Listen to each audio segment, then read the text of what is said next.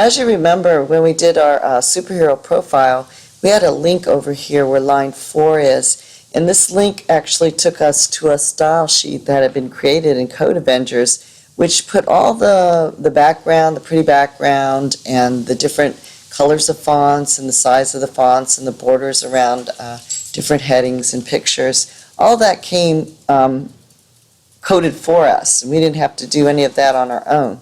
Well, the case in most building of websites is you need to do this on your own, or else you'll get a website that looks like this. As you can see, there are styles in this web page. They are black for every font color and the same font, whether it's a heading or it's within the paragraph styles. No borders around anything, and a white background, very plain white background. These are actually the default settings of the browser that you're using.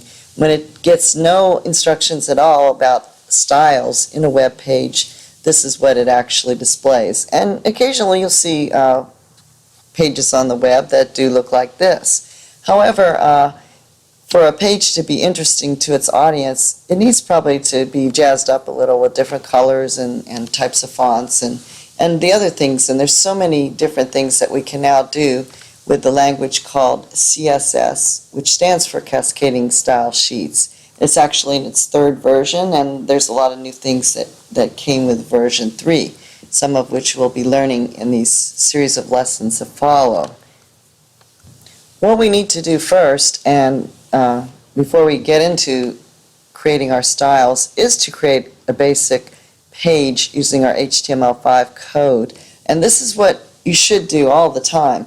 You should have a plan of what is actually going to go in the page, what elements are going to make up the page, and it's really good practice to start writing the page out, even if this is the kind of display that you're going to get, rather than maybe do one element at a time and add a style and so on and so forth. So what I've done is I've mocked up a page here for a business, called it the Palm Garden Club.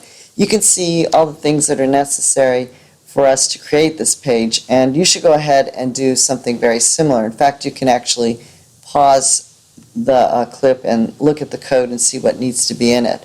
First of all, of course, you need your doc type declaration for HTML5. It's wise to put this meta tag in to just adjust the display of the page depending on what kind of device you're using. The title of the page, of course, is necessary. That goes up here in the browser tab. A header section. Remember, this is an HTML5 tag, where you should just, right here, just displays the 2 major headings. The H1 heading here and a kind of a slogan here. We're going to call this a slogan, and that's the part of your heading. Then we have a section. Most of the rest of the page is this section, another HTML5 tag, which tells us what actually is going in. And it's basically some of the same things that we did with the superhero profile. We have some strong tags along these particular pieces of information, and they're separated with line breaks. We have a location, an email address, a phone number, a website, and a Facebook page. And I used a Facebook page of a gardener in Orange County because I'm not really a gardener myself. And that, of course, is surrounded with anchor tags, both the website and the Facebook page. And that's something, all these little details here should be added to your business website too, just so that you have this review of the HTML5 that we learned. After that, I have 2 images. Let me scroll down so you can see them. And the images start here. Here's the first image, and here's the second image. And after that, we have some more information in paragraph form. Very, very much following the format of the superhero page.